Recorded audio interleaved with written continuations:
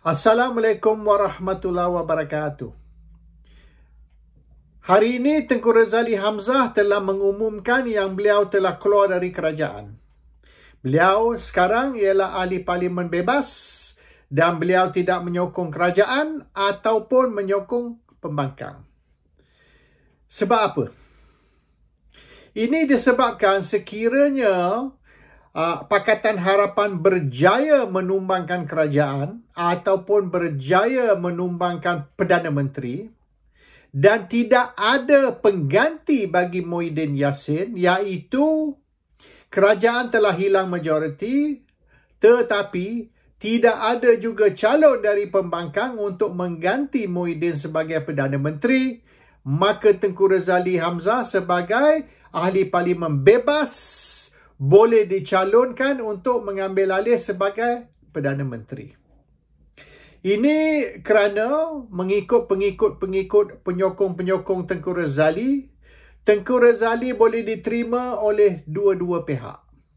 Pembangkang pun boleh terima Tengku Razali, kerajaan pun boleh terima Tengku Razali. Jadi, sekiranya tidak ada Perdana Menteri, iaitu Muhyiddin jatuh dan tidak ada orang lain yang boleh mengganti Muhyiddin, maka Tengku Razali boleh mengganti Muhyiddin sebagai Perdana Menteri dan Tengku Razali ni bukan calon dari kerajaan dan bukan juga calon dari pembangkang. Tengku Razali ni calon bebas. Dan sebagai calon bebas, kedua-dua pembangkang dan juga kerajaan boleh terima Tengku Razali dan boleh menyokong beliau menjadi Perdana Menteri yang baru. Itu rancangan Tengku Razali.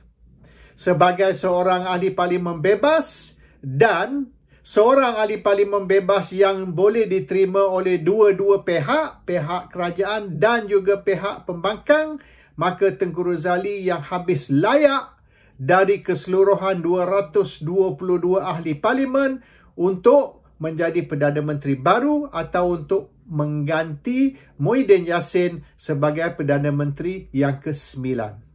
Itu rancangan Tengku Razali berdasar kepada andaian. Nombor 1, Muhyiddin akan jatuh. Nombor 2, tidak ada sesiapa dari pembangkang yang cukup majoriti ataupun yang boleh mendapat cukup sokongan untuk mengambil alih sebagai Perdana Menteri. Ini kerana sekira Muhyiddin jatuh dan sekiranya pihak pembangkang tidak boleh setuju sebulat suara siapa akan jadi Perdana Menteri baru, maka peluang untuk Tengku Razali mengambil alih sangat-sangat cerah. Ini berdasar kepada di dalam kerajaan pun ada yang tidak menyokong Muhyiddin, iaitu golongan UMNO. Beberapa orang dari UMNO yang menghadapi masalah mahkamah. Dan di dalam pembangkang juga, tidak ada sebulat suara yang nak menyokong Anwar jadi Perdana Menteri, ataupun Najib, ataupun Zaid, ataupun mungkin Dr. Mahathir ambil alih. Jadi oleh kerana pembangkang pun pecah sampai 4-5-6, kerajaan pun pecah, maka tidak ada sesiapa yang boleh mempunyai majoriti yang cukup untuk menjadi Perdana Menteri. Dan yang boleh ambil alih ialah orang yang semua pihak dalam kerajaan, semua pihak dalam pembangkang boleh sebulat suara terima beliau sebagai Perdana Menteri. Dan andaian Tengku Razali, dialah calon yang boleh diterima oleh semua pihak. Tak kisah dari pembangkang, tak kisah dari kerajaan dan tak kisah tim A, tim B, tim C atau tim apa. Itulah rancangan Tengku Razali dan sebabnya beliau telah keluar dari kerajaan dan mengisytiharkan bahawasanya beliau ialah ahli parlimen bebas. Tetapi, boleh ke Muhyiddin jatuh? Cukup tidak undi untuk nak luluskan undi tidak percaya Yang sebenarnya mereka tak boleh nak luluskan undi tidak percaya. Tidak ada platform untuk undi tidak percaya.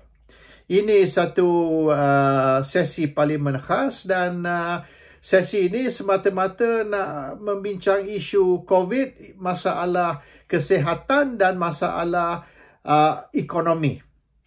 Oleh kerana COVID. It's all about COVID and the health and economic issues related to COVID. Itu saja. Tapi melalui pintu belakang, iaitu undi tidak percaya pintu belakang ini boleh berlaku. Dan platform ataupun senjata yang pembangkang nak guna untuk undi tidak percaya melalui pintu belakang ialah untuk tidak luluskan pengisytiharan darurat dan juga undang-undang yang dilulus di bawah darurat. Kalau mereka boleh blok, mereka boleh maknanya tidak luluskan undang-undang dan juga pengisytiharan darurat, maka ini boleh ditafsir, interpreted as undi tidak percaya. Bermaknanya this is a backdoor vote of no confidence. Oleh kerana deklarasi darurat tak lulus, undang-undang di bawah darurat also tidak lulus. Dan sekiranya ini semua boleh di blok, boleh ditendang keluar, maka mereka boleh pergi menghadap Duli Yang Maha Mulia Seri Paduka Baginda dan beritahu Agung bahawasanya Muhyiddin telah kalah. Muhyiddin tidak lagi mempunyai majoriti di parlimen. Dan oleh kerana itu Muhyiddin perlu letak jawatan dan diganti dengan Perdana Menteri baru. Jadi direct ataupun front door undi tidak percaya tak boleh dibuat. Undi tidak percaya pintu depan tak boleh dibuat, tapi melalui pintu belakang boleh. Dan mereka merancang untuk menggunakan isu darurat dan undang-undang darurat sebagai pintu belakang untuk nak jatuhkan Muhyiddin melalui undi tidak percaya. Tetapi sekarang ni undang-undang darurat telah ditarik balik, telah dibatal pada 21 hari bulan Julai. Jadi tidak lagi perlu bincang undang-undang darurat oleh kerana undang-undang darurat sudah tidak wujud lagi.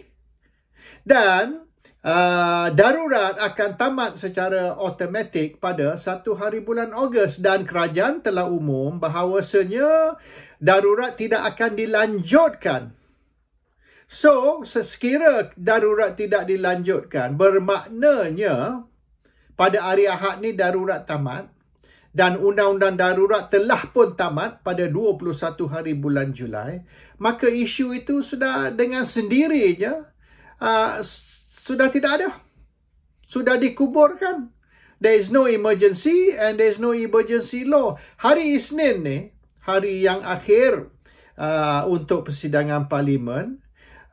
Persidangan parlimen tu akan berlaku dalam zaman tidak ada darurat. Dan hari ini pun, ataupun semenjak semalam pun, sesi parlimen bersidang dalam era tidak ada lagi undang-undang darurat. So, undang-undang darurat pun sudah habis. Dan hari akhir sesi parlimen, darurat pun tamat. So, there's nothing to discuss, there's nothing to debate, there's nothing to approve, and there's nothing to reject. Tidak ada apa yang diperlu bincang ataupun diluluskan ataupun tidak diluluskan oleh ahli parlimen pembangkang. So, landasan ataupun platform ataupun senjata yang mereka rancang untuk digunakan untuk menjatuhkan Muhyiddin melalui undi tidak percaya pintu belakang is finished.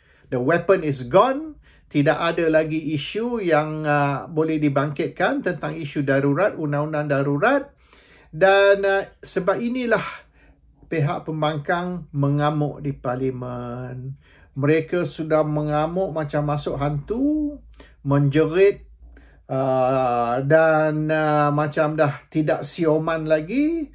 oleh kerana mereka sedar bahawasanya Muhyiddin Yassin telah dengan cerdik pandai telah menumpulkan senjata ataupun merosakkan senjata mereka untuk menjatuhkan kerajaan. Jadi setakat ni Muhyiddin selamat. Dan kalau kita tengok Tengku Razali seorang saja yang mengumumkan dia sudah keluar kerajaan, tidak lagi bersama kerajaan, tapi yang lain tidak berani. Sebab kalau yang lain tu, yang juga anti Muhyiddin mengumumkan yang mereka keluar kerajaan dan hari ini ialah ahli parlimen bebas, walaupun mereka tidak mengumumkan yang mereka keluar dari kerajaan dan masuk pembangkang. Kalau keluar kerajaan menjadi bebas pun masih tidak cukup majoriti untuk menumbangkan kerajaan ataupun menumbangkan Muhyiddin. Maka mereka akan keluar sia-sia sahaja dan mereka bukan lagi di dalam kerajaan tetapi masih juga tidak lagi di dalam pembangkang. So they are going to be nowhere. Assalamualaikum warahmatullahi wabarakatuh.